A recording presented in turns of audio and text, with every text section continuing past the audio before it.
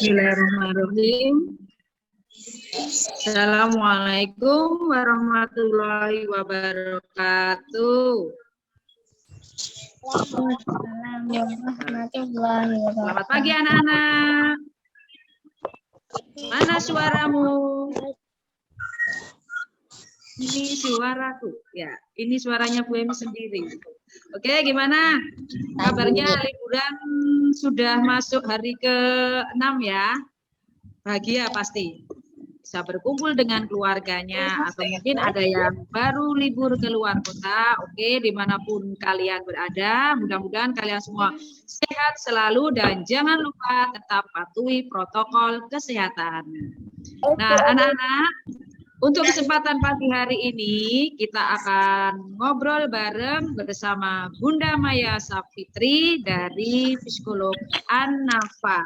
Mungkin kalian sudah tahu ya.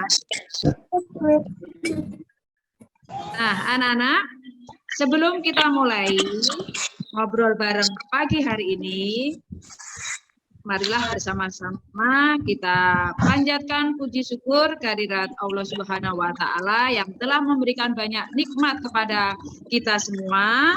Salah satunya adalah nikmat sehat dan nikmat iman ya. Sehingga kalian semua bisa gabung di Zoom ini di acara ngobrol bareng dengan Bunda Maya Safitri. Anak-anak, kita akan ngobrol tentang siapakah diri kita, yaitu bagaimana menjadi remaja sehat dengan memahami diri sendiri. Kalian semua kan sudah ada yang memasuki masa balik, kalau yang laki-laki sudah memasuki, ada yang sebagian yang mimpi basah, kalau perempuan ada yang sudah menstruasi ya. Nah, bagaimana ya cara kalian itu memahami diri kita sendiri? Maka untuk lebih pahamnya kita akan akan ngobrol bareng atau sharing dengan Bunda Maya. Bunda Maya, assalamualaikum.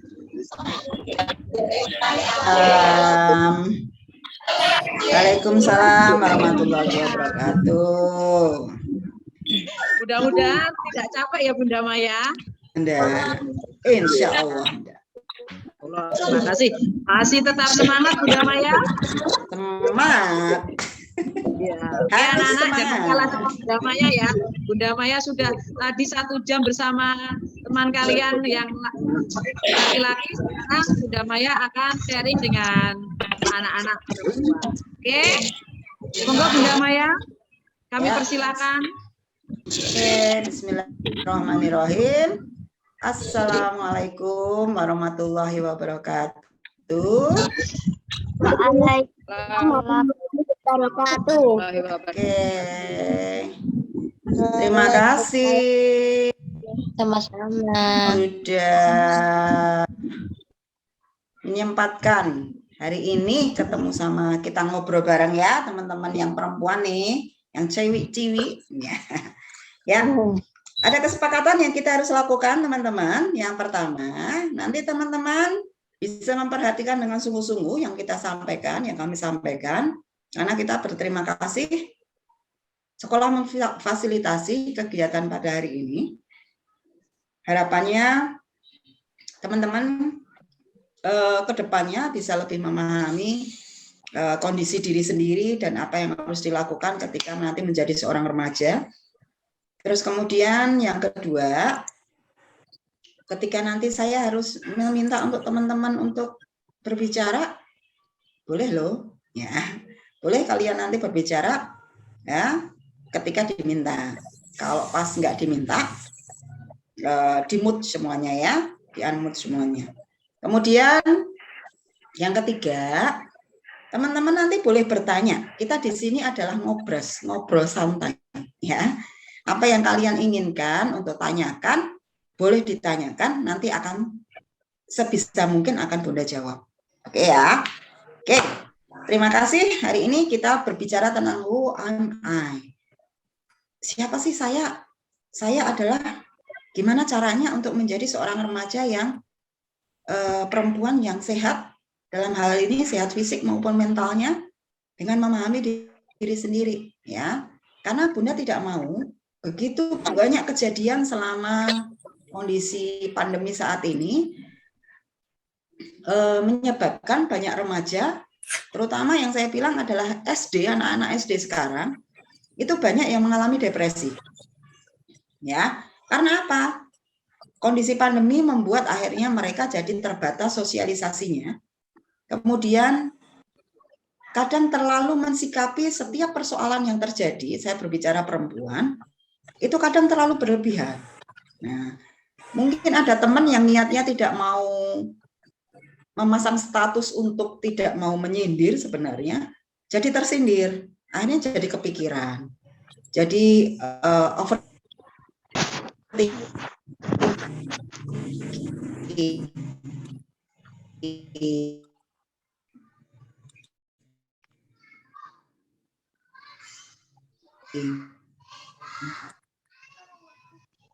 Terus kemudian menilai diri selalu berlebihan.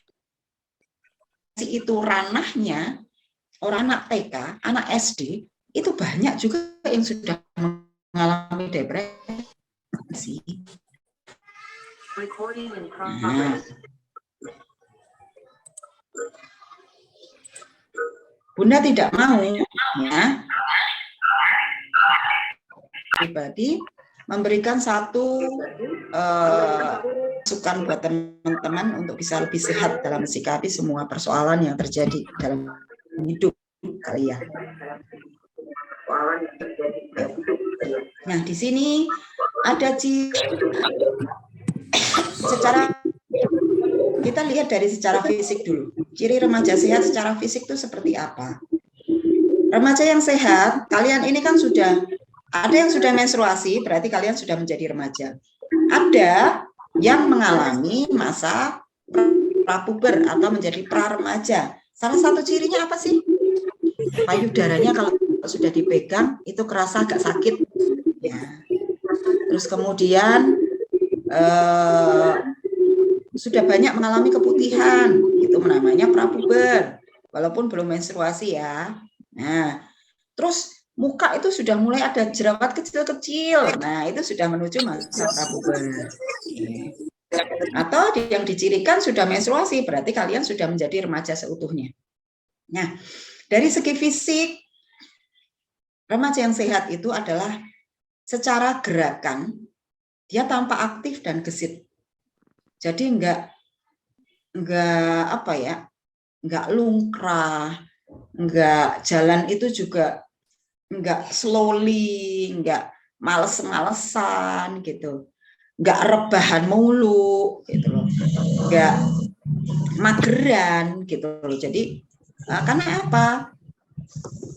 Mau nggak mau kondisi saat ini menyebabkan kalian memang menjadi terlena, menjadi seorang anak yang akhirnya dilenakan dengan segala fasilitas, gadget, HP,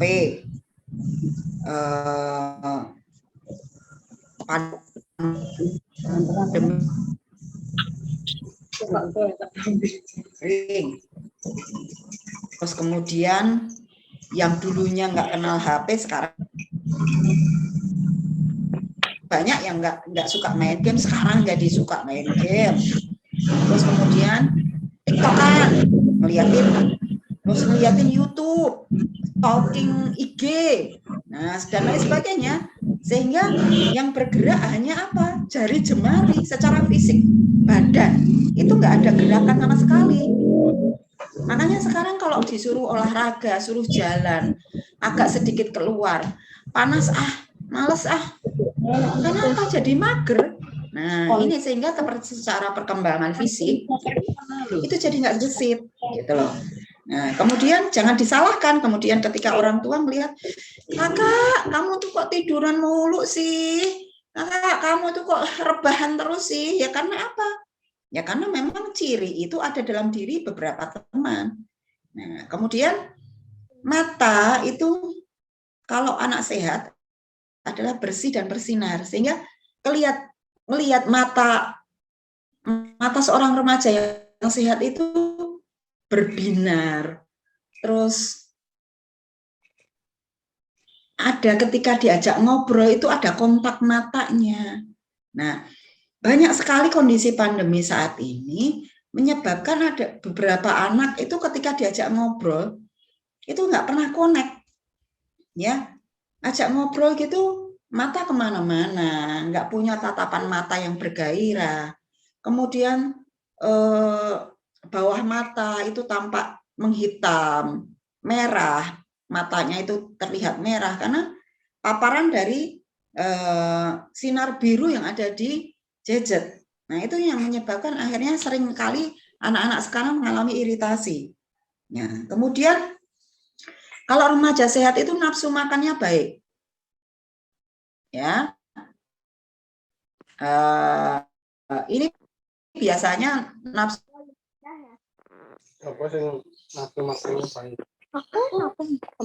juga beberapa pada anak perempuan dia apa ya, jadi makannya jadi nggak teratur gitu loh, hanya makan mungkin sekali aja karena sudah terbiasa makan cemilan, jadi makanan cemilan gurih,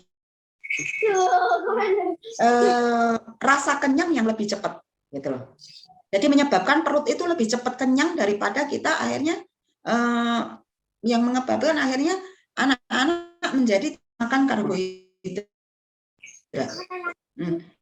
Karbohidrat itu kan nggak perlu nasi, nggak harus dari nasi. Kopi itu karbohidrat, ya. Umbi-umbi ya karbohidrat. Nah, kemudian pertumbuhan dan perkembangannya sesuai tahapan usianya, jadi sesuai dengan tahapannya. Nah, kemudian rambut dan kulit tampak bersih, nggak bersisik kulitnya, terus rambut nggak banyak ketombenya.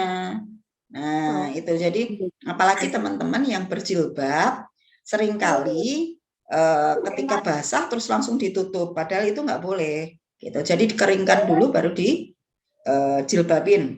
Kalau enggak ya basah-basah dikaretin, itu yang menyebabkan banyak mengalami kerontokan. Nah, itu dari fisik ya. Kemudian dari psikis. Psikis itu apa sih? Mental. Dari perkembangan mental, anak remaja yang sehat dicirikan dengan mudah menyesuaikan diri dengan lingkungan. Jadi, anak remaja yang sehat itu dia nggak pilih-pilih dalam hal berteman. Dia nggak milih sama si A aja, atau dia nyaman sama si B aja. Akhirnya ketika si A nggak masuk, dia misalnya si B nggak masuk, dia lebih baik di kelas, nggak mau berteman sama yang lain. Nah, ini berarti bukan ciri remaja yang sehat. Kemudian perasaannya peka. Peka itu apa? Bukan baperan ya, peka itu. Tapi peka itu peka terhadap situasi yang terjadi. Contoh gini, mamahnya sibuk, ibunya sibuk ngurusin dapur, ayahnya bersihin mobil, semuanya pada sibuk dengan urusan pekerjaan. Ini anak disuruh bantu nggak mau, masih asik dengan HP-nya atau nonton TV. Ketika disuruh, iya mah nanti dulu, iya mah nanti dulu, sampai berulang kali. Nah, berarti secara kepekaan, anak ini secara perkembangan psikis atau perkembangan mental, anak ini nggak peka.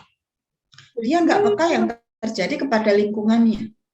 Atau misalnya gini, mamahnya sudah dalam keadaan capek banget, ayahnya belum pulang, adiknya mainan sampai berantakin dan lain sebagainya. Nah, mamanya udah kelelahan.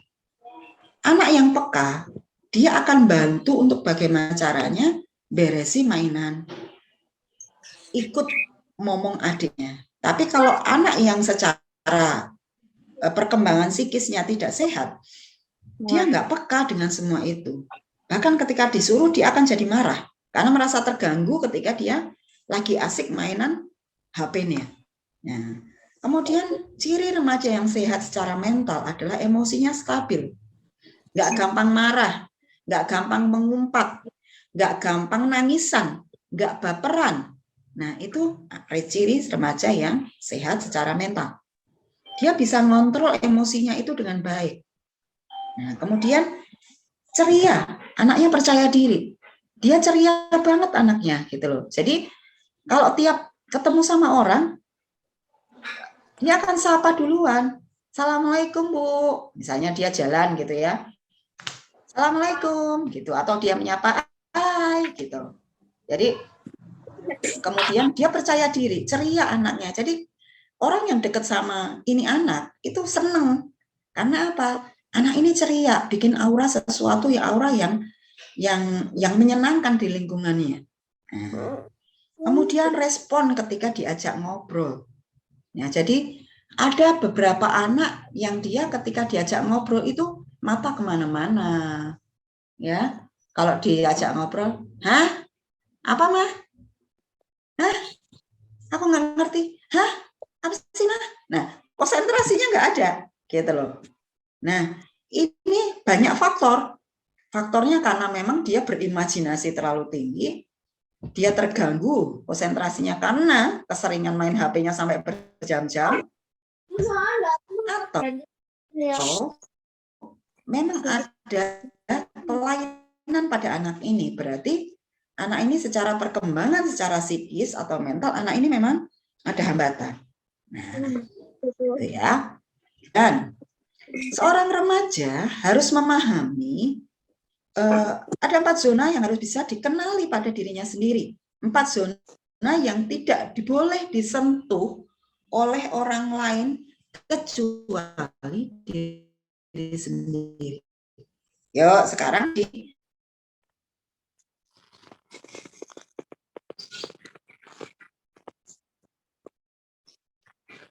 Kenapa? ya.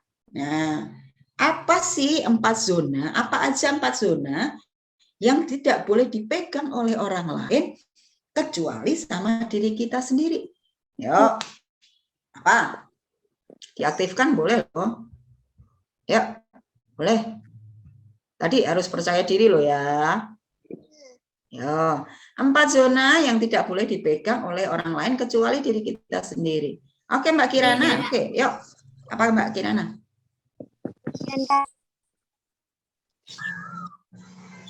Apakah ada 4 zona yang tidak boleh dipegang? Nggak harus urut dari atas boleh. Yang sepengetahuan Mbak Kirana aja yang diajarkan sama bundanya. Apa? Bagian dada. Dada, terus. Apa?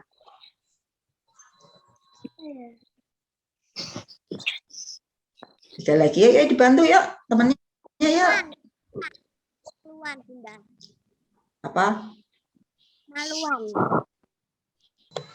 Kemaluan.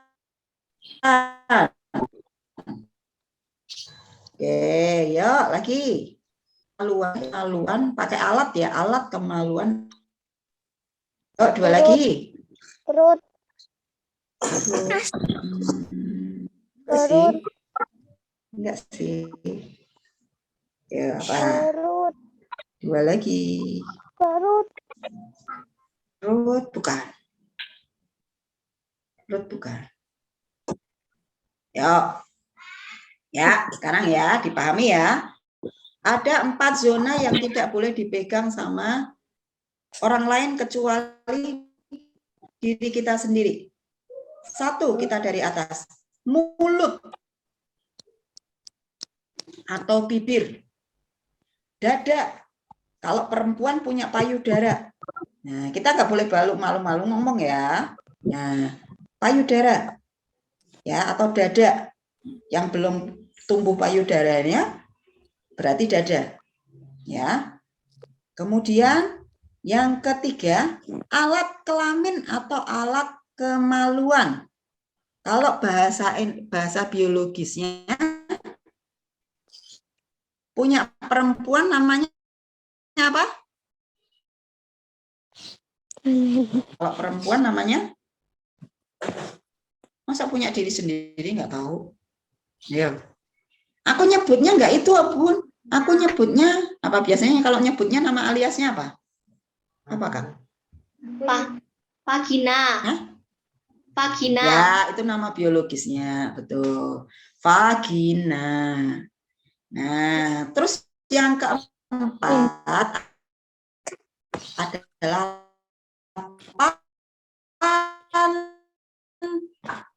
Mantap.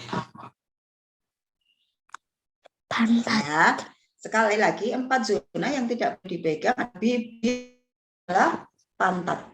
Mama boleh nggak? Boleh, Mama, karena sama-sama perempuan. Terus kalau dokter boleh nggak? Boleh, asalkan diawasi oleh kedua orang tua kalian. Atau salah satu dari orang tua kalian, terutama adalah ibu. Keempat, misalnya ditanyain, ayah boleh nggak? Ayah, karena kalian sudah remaja, sudah tidak boleh.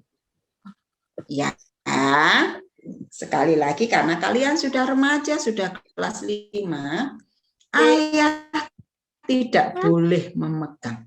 Terserah dua Gitu. Kalau teman boleh nggak? Apalagi teman, ayah aja nggak boleh. Misalnya gini loh Bun, kan kalau kemarin kita masuk tuh, iseng-iseng ada teman kadang nyowel payudaraku, pukul pantatku. Itu gimana? Tidak boleh. Kalian berhak marah, cuma marahnya yang sehat. Nah, marahnya adalah dengan menegur, dengan tegas. Tidak boleh. Ada yang tidak boleh yang kamu pegang, itu nggak boleh dimainkan. Yang boleh memegang cuma aku. Nah, itu. Jadi, itu tidak boleh dipegang. Apalagi kalau itu tidak ada hubungan apapun dengan kalian. Misalnya, Bunda sering lihat nih, ada anak beli cilok. Ya, ada anak beli jajanan. Terus ketika bayar, ini pedagangnya kadang nyowel bibir, kadang nyowel payudaranya, kadang nyowel pantatnya. Kalian boleh marah. Kamu yang laki-laki ini khusus perempuan. Nah, itu tidak boleh. Ya. Nah, itu jadi yang laki-laki pun sekarang juga sama. Ada. Kalau ini dulu diajarkan zaman Bunda masih kecil hanya untuk perempuan, tapi sekarang sudah keadaannya beda. Laki-laki dan perempuan sama. 4 zona tetap tidak boleh dipegang oleh siapapun.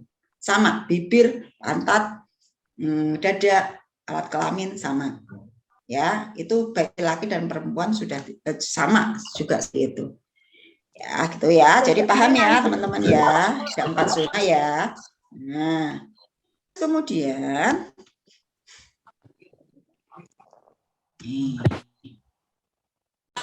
ciri pada anak perempuan yang sudah apa sih? Nah, yang pertama, yang paling khasnya adalah sudah menstruasi.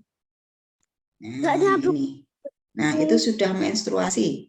Kemudian yang kedua, itu pertumbuhan payudaranya sudah mulai tumbuh. Makanya buat teman-teman, terutama yang badannya berisi, kayak Bunda Maya nih, badannya kan berisi nih ya, alias gemoy, alias gendut, ya. Nah, alias semlohei. Itu biasanya payudaranya akan lebih cepat tumbuhnya, pun belum menstruasi. Makanya kalau teman-teman mulai dari kecil, kenapa sih anak perempuan itu diharuskan pakai ketika TK pakai apa tuh namanya singlet, terus airnya dari miniset sekarang, ya. Nah, jadi sudah harus ya pakai miniset ya. Nah, kemudian buat teman-teman yang sudah menstruasi dan payudaranya sudah tumbuh harus kayak BH, ya. Nah, kemudian tumbuh bulu halus di kaki, di alat kelamin, di vagina sama di kelek, di ketiak. Nah, itu biasanya kalau di alat kelamin sama ketiak itu tumbuhnya rada belakangan sih. Ya, terutama di alat kelamin itu agak belakangan.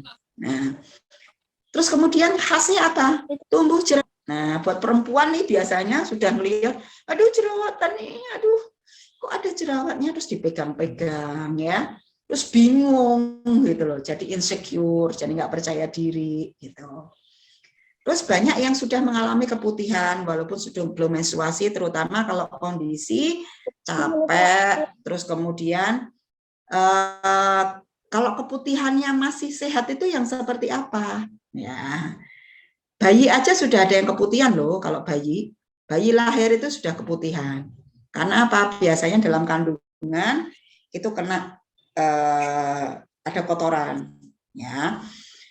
Mengalami keputihan itu kalau satu, keputihannya tidak berbau, terus kemudian tidak berwarna kuning, terus kemudian nggak bikin gatal banget, itu masih sehat, ya. Tapi kalau sudah gatal banget, bau dan berwarna kuning, teman-teman harus ngobrol sama mamahnya. Mama, aku ini keputihan, kok warnanya kuning ya? Kok aku gatal banget nih, Mah? Kok terus ada baunya? Nah, nanti mama yang akan memberikan satu solusi, karena mama yang udah paham, gitu ya. Kemudian tingginya sudah mulai meningkat, berat badannya meningkat, terutama di panggul. Panggul tahu ya? Tahu. Pinggang ke bawah. Nah, itu sudah bentuk begini, set, gitu ya. Bentuknya gini, iya, gitu. Nah, dari pinggang, set, nah itu. Nah, itu sudah mulai tumbuh, panggul membesar. Nah, makanya buat teman-teman yang panggulnya membesar, yang memang panggulnya gede, kalau pakai baju jangan dimasukin lah, ya, dikeluarin, ditutupin, ya, untuk nutupin panggulnya. Nah, itu salah satunya. Terus teman-teman yang sudah pubertas, itu sudah saatnya memakai hijab, jilbab, ya. Tuh. Nah, terus kemudian biasanya pada anak-anak yang sudah pubertas secara fisik, pertumbuhan secara fisik ini, ada yang belum menstruasi ini ya? Atau sudah ada yang menstruasi sudah banyak ya?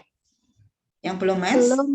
Belum ya. Nah, yang belum mens, tapi yang belum mens ini punya tanya. Payudaranya sudah mulai sakit? Yang belum menstruasi? Sudah ya, kalau kesenggol gitu sakit ya. Nah, itu sebentar lagi biasanya. Nah, itu sudah mulai harus apa ya, menjaga kondisi fisik, ya. Terus kemudian teman-teman dari kecil, kalau anaknya Bunda, karena ada yang perempuan satu, Bunda ajarin ketika apa ya, ketika pipis, buang air kecil, itu harus selalu dilap. Pakai, jadi kalau ke sekolah, kalian bawa tisu, bukan tisu basah ya, tisu, kalau enggak handuk kecil. Jadi kalau enggak ya di tas yang kalian itu ada handuk kecil. Jadi kalau pergi gitu, misalnya ke mall, kalian mau kebelet pipis, itu untuk apa? Untuk ngelap. Kalau di kamar mandi umum biasanya ada tisu ya, itu untuk ngelap. Nah, supaya apa? Itu enggak menyebabkan ketika kalian langsung akhirnya cebok, enggak langsung pakai celana dalam. Karena ketika dalam posisi basah, kalian pakai celana dalam, itu lembab. Nah, lembab ini yang menyebabkan akhirnya bakteri yang jahat itu akan tumbuh di dalam vagina kalian. Karena vagina perempuan, punya perempuan itu kan masuk ke dalam. Beda sama laki-laki. Kalau perempuan masuk ke dalam, sehingga kuman itu akan lebih lebih cepat.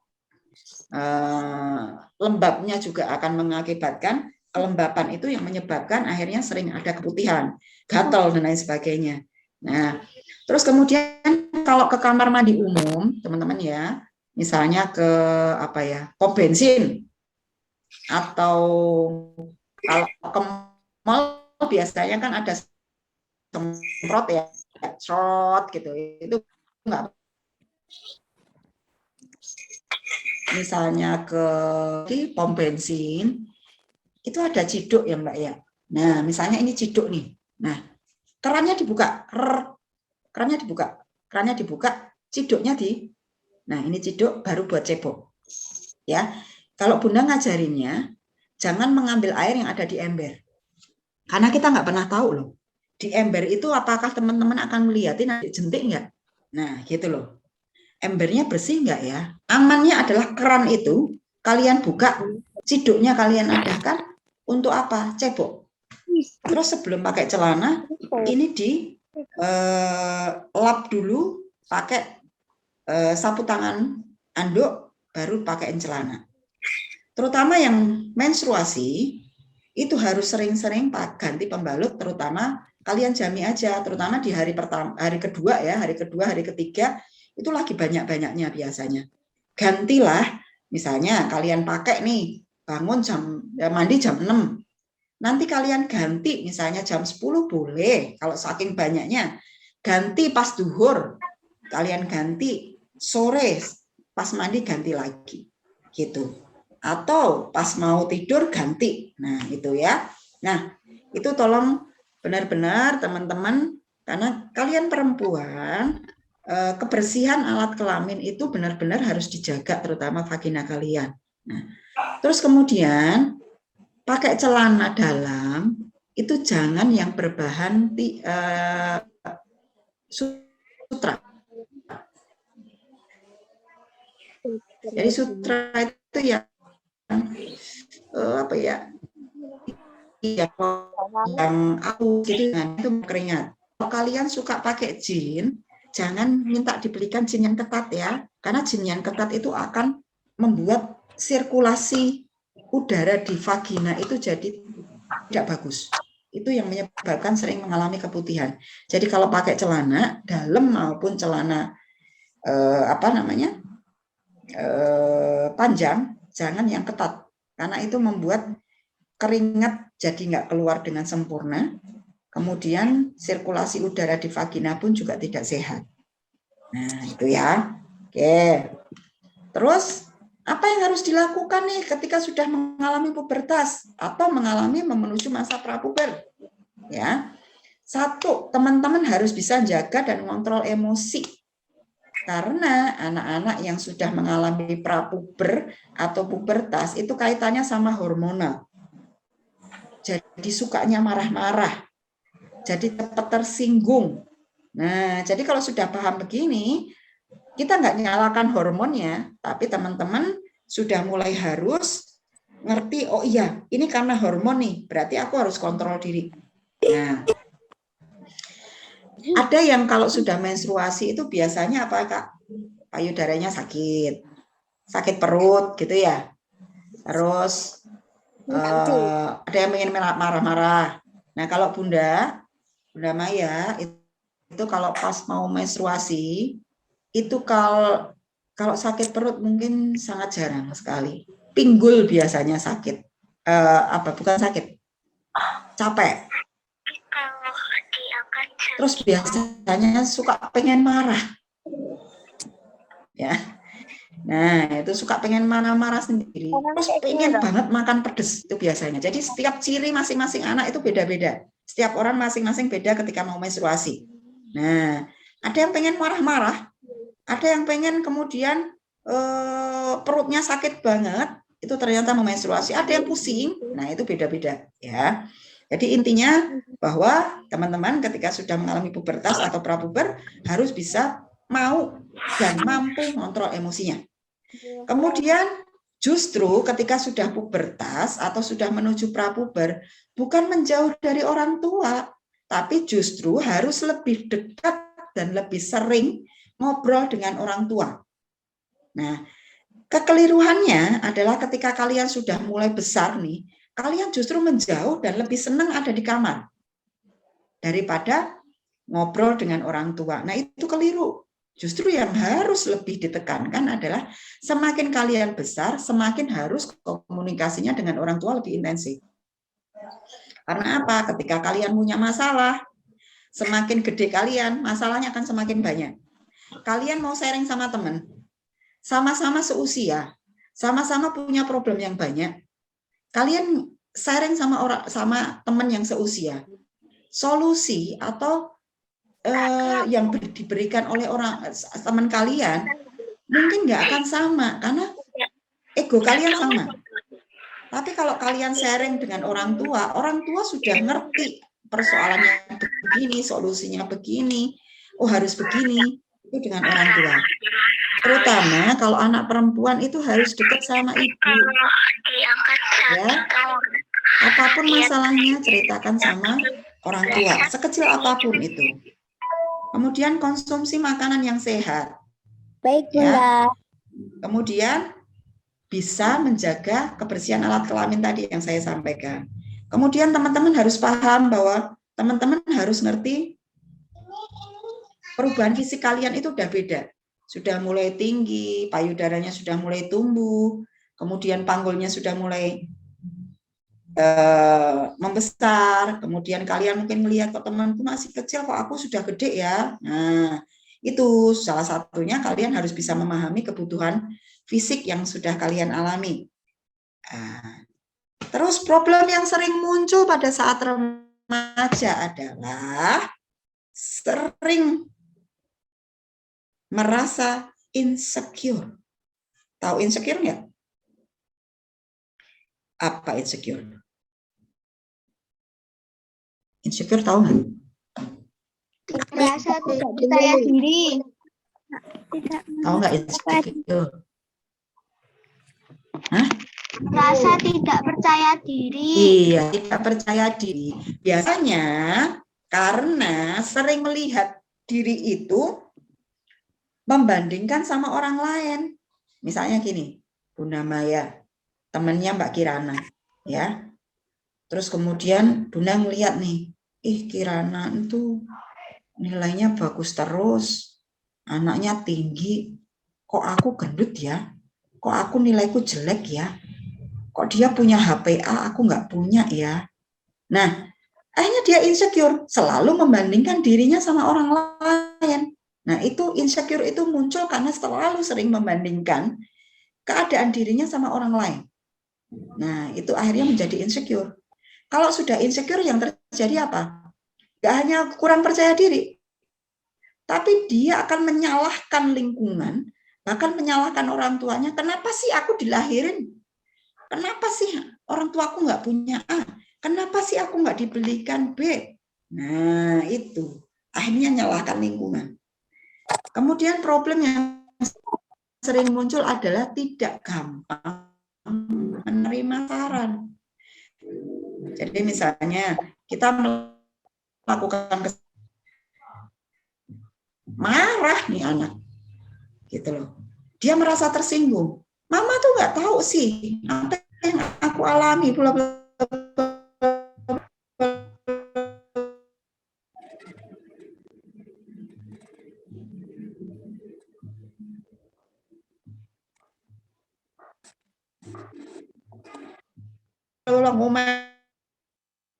Orang tua bisa menerima saran, tidak bisa menerima saran dari orang tua ini bisa sedikit terkurangi. Nah, kemudian yang berikutnya adalah mulai bersimpati atau mulai suka sama lawan jenis. Si B pinter banget loh, gitu. Akhirnya nulis diary. Kalau enggak nulis status, ya. Kemudian misalnya ngelihat anak orang cakep nih, ganteng gitu ya. Nah, seneng nih, gitu loh. Itu hal yang wajar, ya, hal yang wajar. Karena itu adalah satu ciri pada anak remaja. Cuman yang Bunda selalu tekankan pada saat ini, belum saatnya kalian punya pikiran bahwa aku ingin mengungkapkan perasaanku yang sesungguhnya sama si A. Nah, itu belum saatnya ya. Atau, si temanku sudah pacaran, aku pengen juga punya pacar. Nah, itu belum saatnya. Atau bahkan kalian sudah tahu sendiri bahwa di agama, terutama khususnya agama Islam,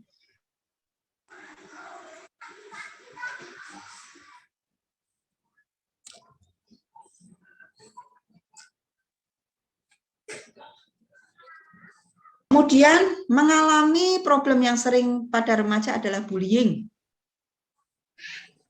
Bullying itu ejekan atau perlakuan buruk yang dilakukan secara berulang-ulang. Contohnya, ngatain orang, ngatain temannya secara berulang-ulang. Terus ngumpetin barang milik temannya secara berulang. Itu bullying. Dan yang sekarang lagi tren saat ini adalah cyberbullying. Bikin status, menyindir, diupload di media sosial, akhirnya temannya merasa terbully. Itu cyberbullying. Atau ngata-ngatai di WA, ngata-ngatai di grup, ngata-ngatai di IG, di Twitter, di Facebook. Atau bullying juga bisa dilakukan dengan body shaming. Kamu sekarang kok jadi gendut sih? Pipimu tebel banget sekarang, gendut banget pipinya. Kamu kok dari dulu kecil terus nggak gede-gede. Nah, itu body shaming termasuk bullying. Nah, teman-teman harus ingat, bullying itu efeknya adalah jangka panjang dan dibawa seumur hidup. Efek dari bullying itu dan membuat kondisi masalah psikologis orang yang terkena bullying itu akan sangat luar biasa. Nah, oke.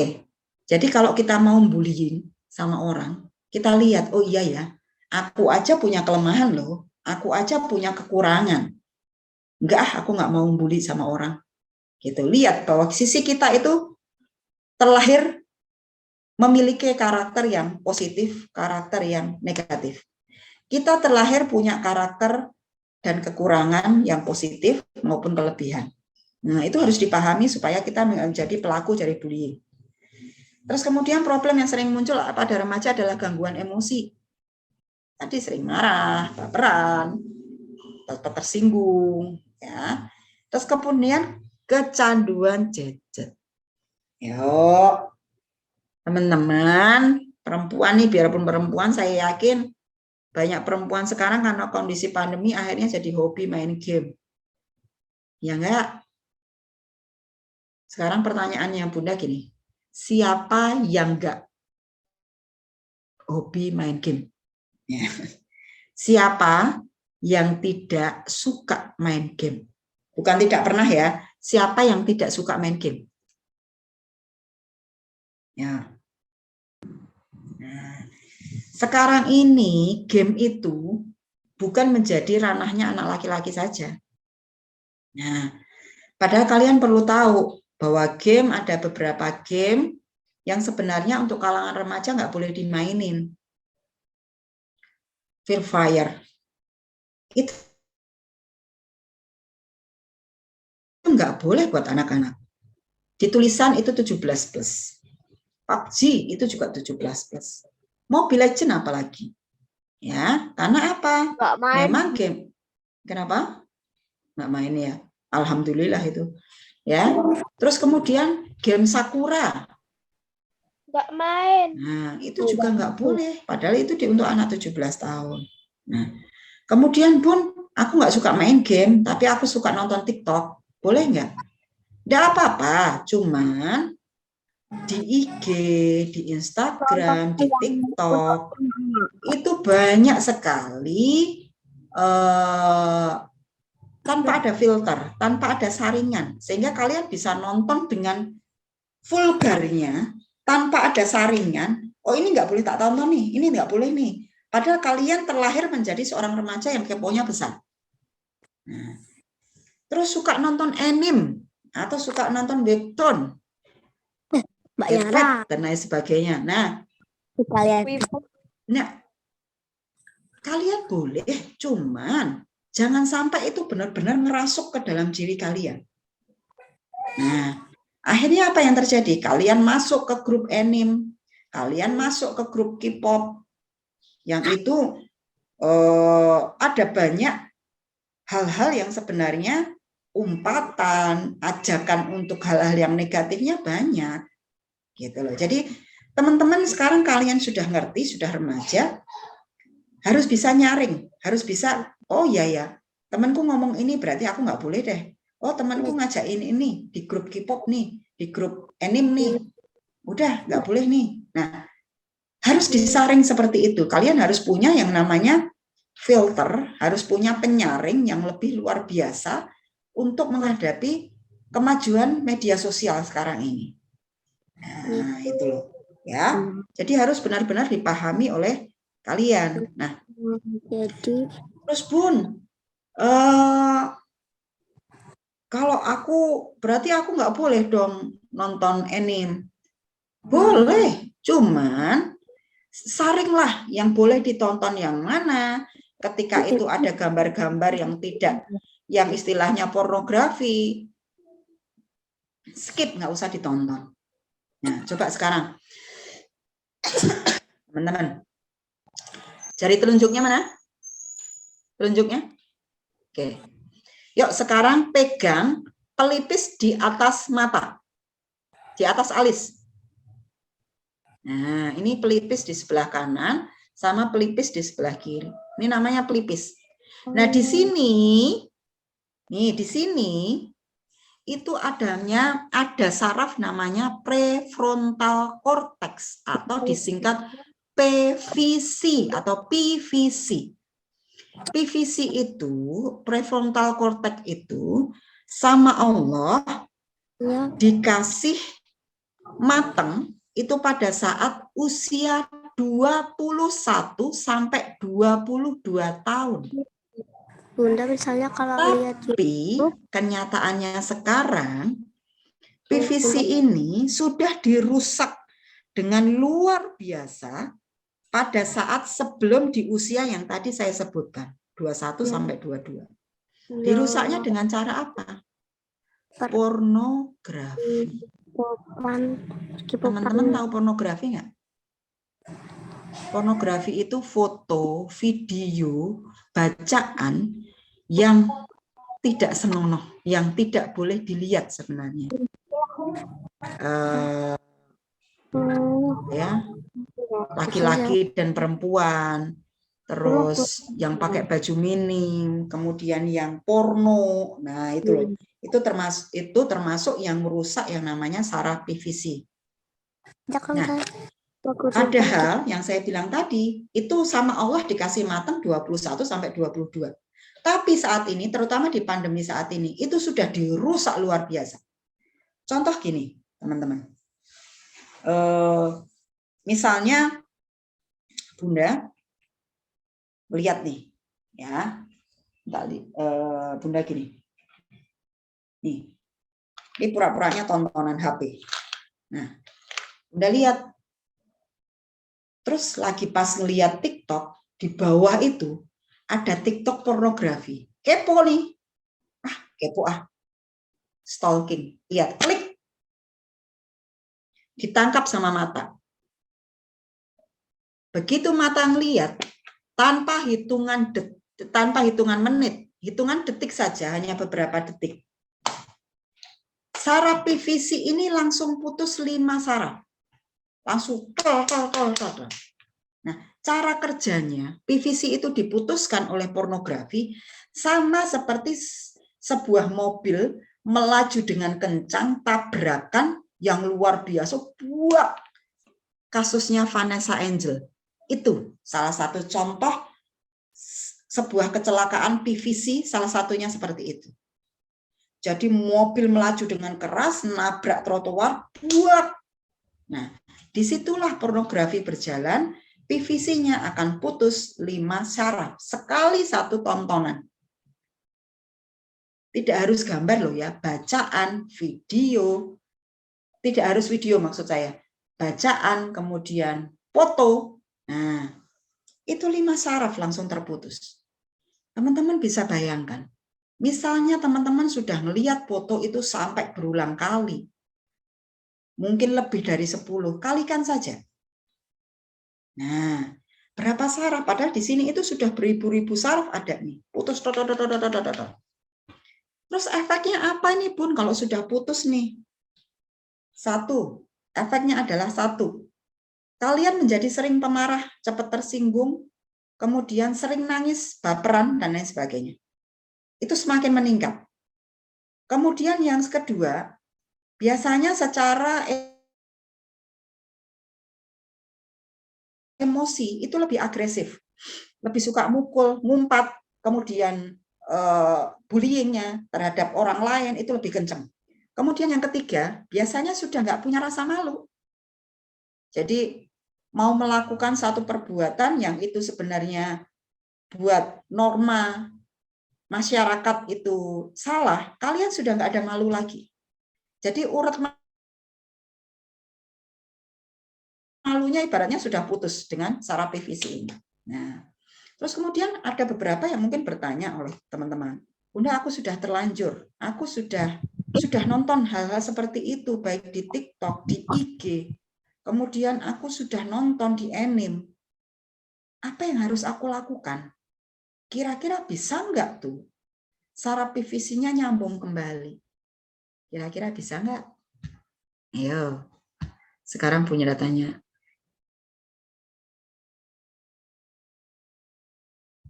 Udah tanya, boleh nggak tuh? Bisa nggak tuh? Saraf itu disambung lagi. Bisa nggak? Saraf PVC disambung lagi boleh nggak?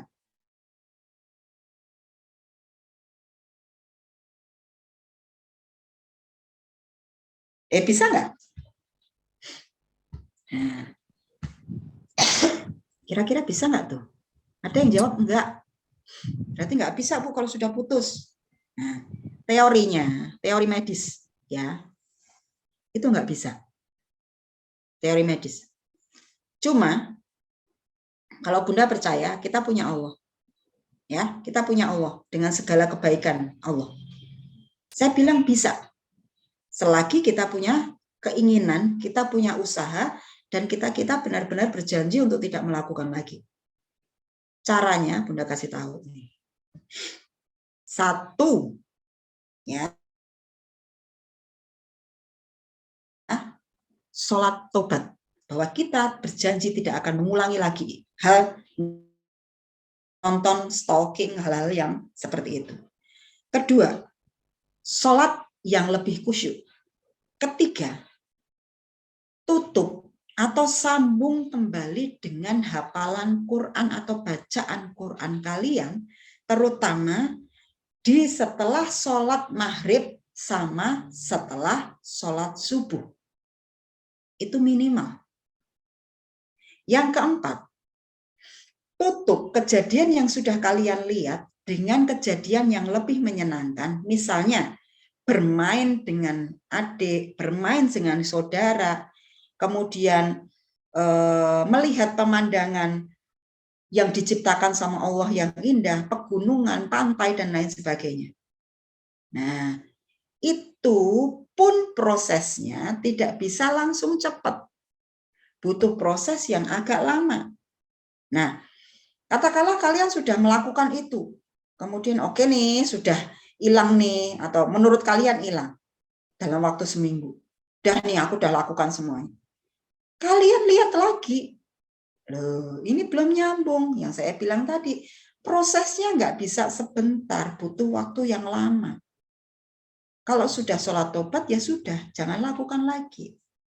Gitu. Nah, itu yang saya bilang. Kalau dari segi medis, memang tidak. Tapi kalau saya percaya bahwa kita punya Allah. Allah itu maha segala-galanya yang kita minta.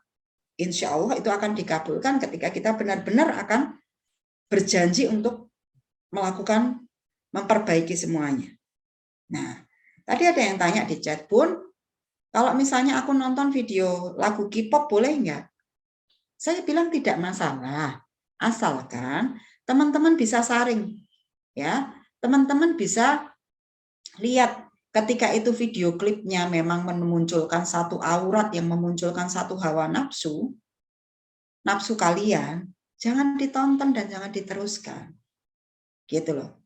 Dan segala sesuatu yang berlebihan itu akan menjadi efek yang tidak baik.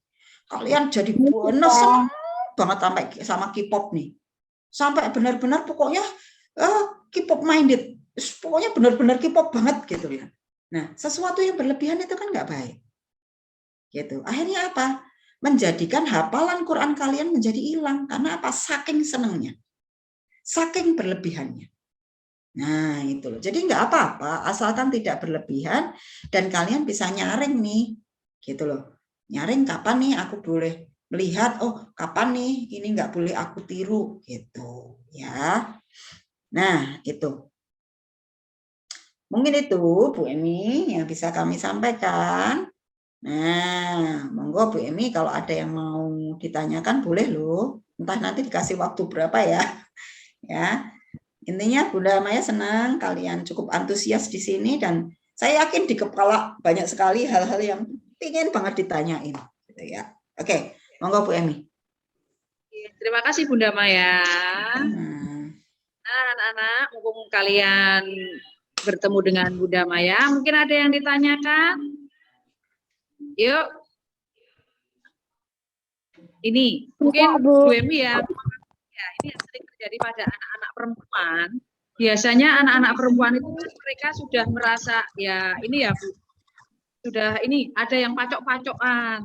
Nah, pacok-pacokan tapi ada yang dipacok itu ada yang merasa senang. Nah, itu apa termasuk bullying juga?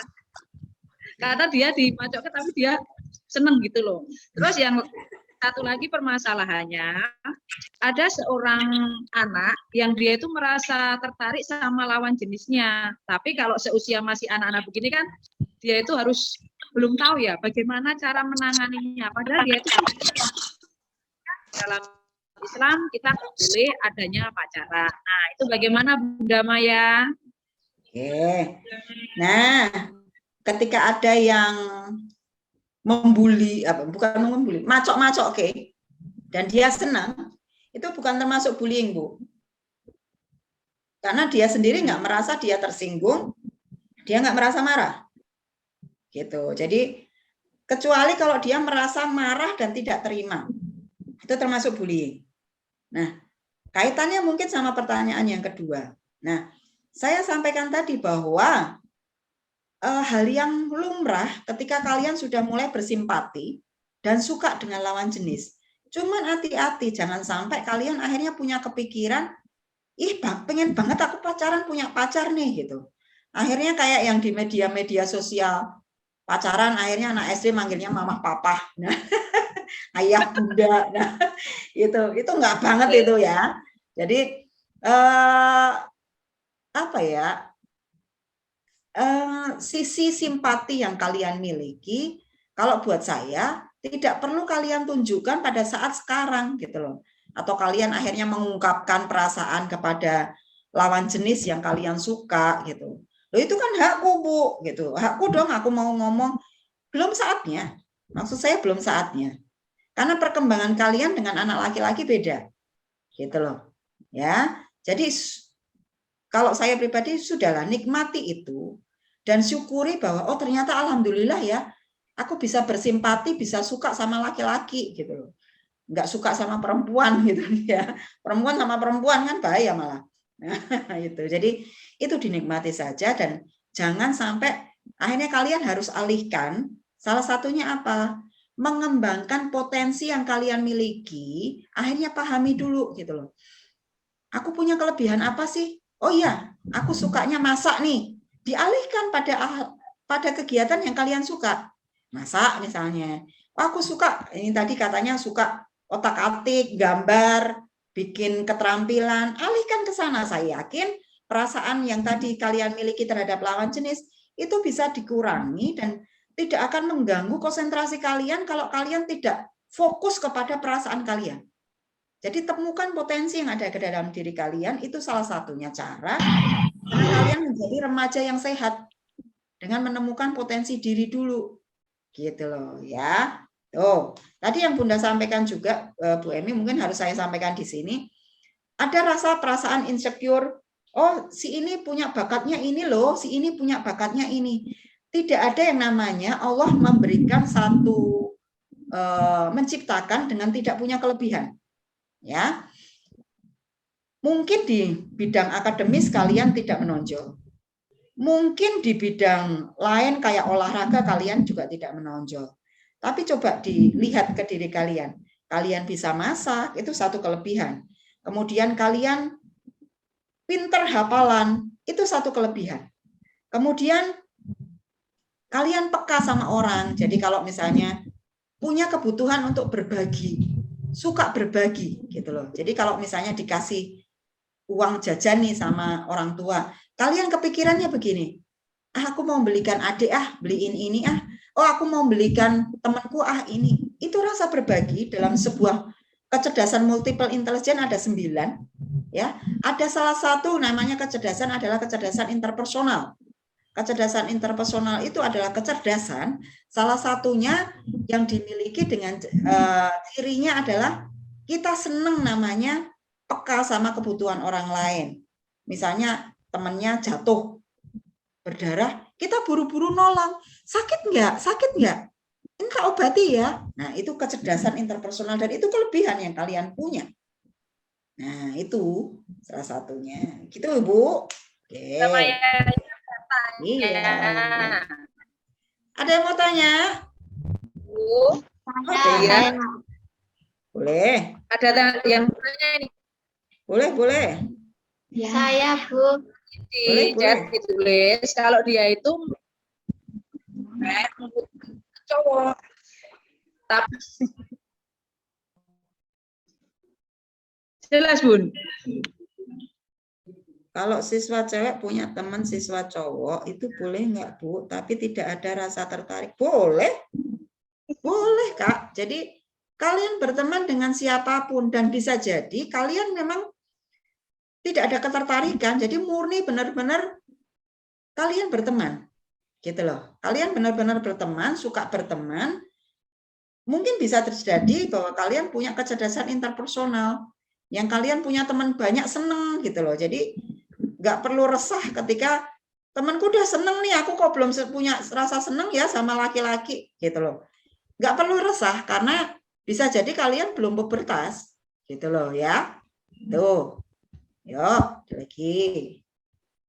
Yo, Nanda, tadi mau tanya, silakan. Mbak Nanda, Saya jadi mau- tanya. Ya, tanya apa, Kak? Misalnya kalau kita dibully, apa hal pertama yang harus kita lakukan? Misalnya sering diejek, ada teman yang mengajak teman lain untuk tidak berteman dan lain-lain, apa hal pertama yang kita harus lakukan? Oke. Pertanyaan bagus. Jadi, apa yang harus dilakukan ketika dibully nih sama teman, terus teman lain ini ngajak teman lainnya untuk tidak temenan gitu ya. Yang pertama kalian lakukan adalah bisa bersikap asertif. Asertif tuh gini, Kak.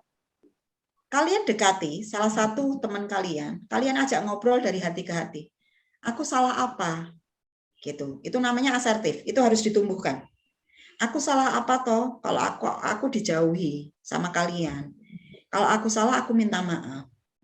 Tuh, satu.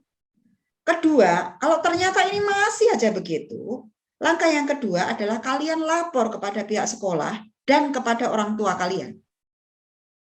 Jangan disimpan sendiri. Kesalahan dari korban bullying adalah disimpan sendiri dan tidak mau menceritakan kepada orang dewasa. Khususnya adalah kepada kedua orang tua dan kepada pihak sekolah atau guru wali kelas. Sampaikan. Ya. Terus yang ketiga, ini sudah kalian lakukan. Yang ketiga adalah carilah teman lain yang bisa menerima kekurangan yang kalian miliki. Itu. Ya. Kalau kalian sudah menceritakan pada orang dewasa, insya Allah akan ada solusinya. Gitu ya. Ya, Mbak. Yang pertama itu tadi. Bersikap asertif, punya sikap asertif, deketi di antara salah satu teman yang kalian dirasa bisa, tanyakan. Aku salah apa? Kalau ada salah, aku minta maaf. Ya. Nah, itu. Benar nggak sih kalau pembuli menindas teman atau orang lain juga karena lingkungan? Bisa jadi, Kak. Jadi gini, ada pelaku pembulian.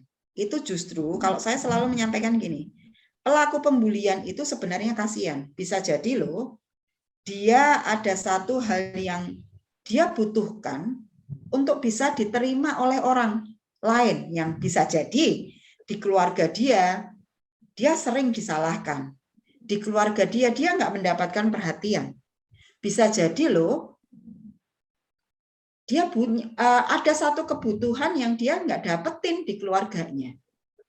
Nah, berarti kan memang dia perlu didekati. Gitu loh. Ya. Atau bisa jadi dia dulu korban bully juga. Akhirnya saking dendamnya dia akan membuli orang lain. Nah, itu bisa jadi karena ketidakmatangan secara emosi. Gitu. Ya. Oke. Oke, masih ada lagi yang mau? Saya kira cukup dulu ya, anak-anak. Karena sudah hampir jam 10 lebih 16 menit.